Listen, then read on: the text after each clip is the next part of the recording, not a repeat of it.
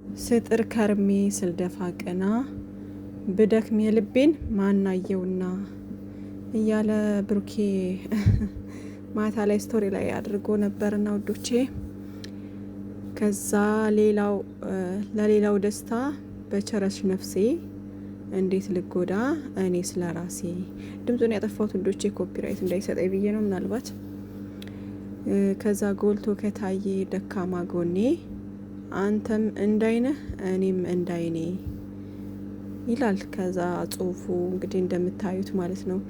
አትስጡኝ ምርጫ እኔ አለኝ መንገድ፣ አንዱን አልጠላም አንዱን ለመውደድ፣ ካለኔ መስመር አትሂድ ላለ እየወደዱም መለየት አለ ይላል እንግዲህ ብሩኬ። እና ያው ይሄ ሙዚቃው እንዲሁ ስለተመቸው ይሆናል ስቶሪ ላይ ያደረገው። ሁልጊዜም ቢሆን የምላችሁ ነገር ማንኛውንም ነገር ሙዚቃ ሲለቁ ከነሱ ጋር ባናያይዘው ጥሩ ነው። እና ውዶቼ ያው እውነት ካለ የሰው ልጅ እውነት ካላችሁ እውነታችሁን ይዛችሁ መጓዝ ነው እንጂ ሰው የፈለገውን ነገር ቢል የእናንተን ምንነት አይቀንሰውም አይጨምረውም።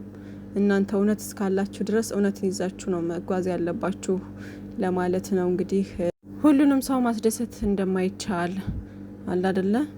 በቃ የራሳችሁን ምርጫ ብቻ ይዛችሁ መጓዝ እንዳለባችሁና አንዱን ለመውደድ ደግሞ አንዱን መጥላት እንደሌለባችሁ ብቻ እንደዚህ ነው የሚለው ውዶችዬ።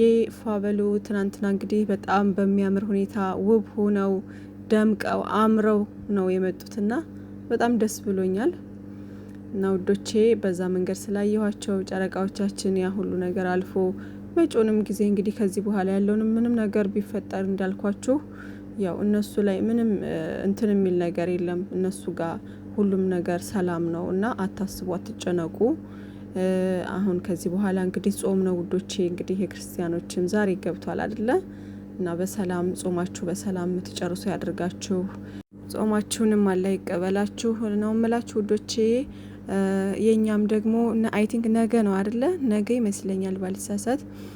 እና እንግዲህ ብዙዎቻችሁ እህቶቼ ስራ ይበዛባችኋል ምናምን አይነው አውቃለሁ። እና አላህ ያበርታችሁ፣ አይዞን ውዶችዬ።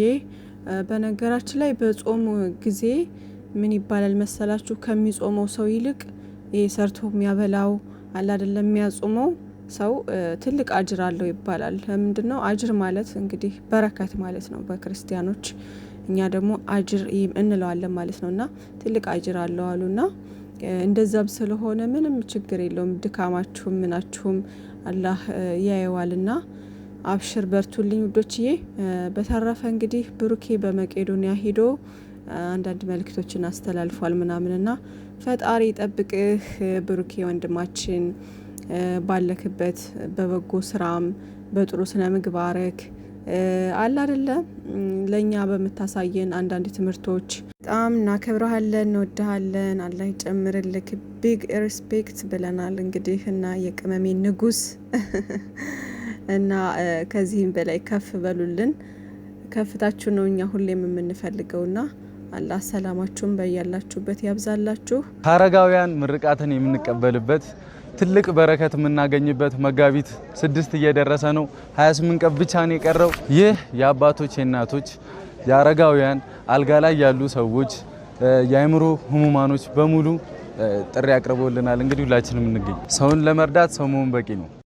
እውነት ነው። ሰውን ለመርዳት ሰው መሆን በቂ ነው። እንግዲህ ውዶቼ 28 ቀን ብቻ ቀረው እያለን ነው። መጋቢት 6 በኢትዮጵያ አቆጣጠር መቼ እንደሆነ አላቅም። አሁን እኔ በዚህ ነው የምቆጥረውና ይደናገረኛል የኢትዮጵያ እንትን ማለት ነው። ብቻ መጋቢት 6 ተብሏል። እንግዲህ መርዳት የምትፈልጉ መሳተፍ ትችላላችሁ ማለት ነው ውዶቼ። እና በጾም ወር ደግሞ ያው በጾም ወር ብቻ ሳይሆን በማንኛውም ሰዓት በጎ ነገር ማድረግ፣ መልካም ነገሮችን ማድረግ ከምንም በላይ ትልቅ አጅር አለው፣ ትልቅ በረከት አለው ምናምን። ግን በጾም ወር ሲሆን ደግሞ የበለጠ ነው እና ውዶቼ መልካም ስራዎችን እናብዛላለሁኝ። በተረፈ ሀይሚዬና ብሩኬ ትላንት እንግዲህ ትልቅ ትምህርት ሰጥተውን ደስ የሚል ቪዲዮ አድርሰውን ምናምን ደስ ብሎን አምሽተናል ማለት ነው። አትገረሙም? ግን የምሬ ነው። ሚዲያው እኮ አደመቁት እናንተ የምሬ ነው። ኢንስታግራምም ሳይድ እነሱ ናቸው ማሻአላ፣ ቲክታክም ሳይድ እነሱ ናቸው። በቃ ዩቲዩብም ስሄድ እነሱ ናቸው እና በጣም ነው ደስ ያለኝና ደግሞ እንዴት አባታቸው እኮ እንደሚያምሩ ጨረቃዎቻችን፣ እውነትም ጨረቃ በጣም ያምሩ ነበር ውዶቼ። ሁሌም እንደምለው ከሰው ዓይን ይጠብቃችሁ፣ ከመጥፎ ከክፉ ነገር ሁሉ አላህ ይጠብቃችሁ ነው የምላችሁ። ፍቅራችሁን፣ መተሳሰባችሁን፣ መረዳዳታችሁን፣ መከባበራችሁን እስከ ዘለዓለም ያደርግላችሁ። አብራችሁ አርጁልን። እኔማ በመርቃቸው ሁሉ አይሰለቸኝም። የምሬ ነው። ሳያቸው እንደዚህ ስስት የምትሉላቸው ሰዎች የሉም። ላይክ እንደዛ ነው የምሳሳላቸው ምናምንና ያው እንዲህ ሲታዩ ራሱ የሚያሳሱ ልጆች ናቸውና ደስ የሚሉ በቃ አለ አይደለ የሆነ እንዴት ነው የምታዩባቸው ፊታቸው ላይ የምታነቡባቸው ነገር በጣም ደስ የሚል ነገር ነውና አላህ ይጠብቃችሁ። እና ትላንትና ብዙዎቻችሁ እንደተማራችሁበት እርግጠኛ ነኝ ማለት ነው። ጊዜውን ያማከለ ነገር ነው። አሁን ላይ ወጣቱ በእንደዚህ አይነት በጊዜያዊ ስሜት የተጠመደ ነው እንደምታዩት ነው።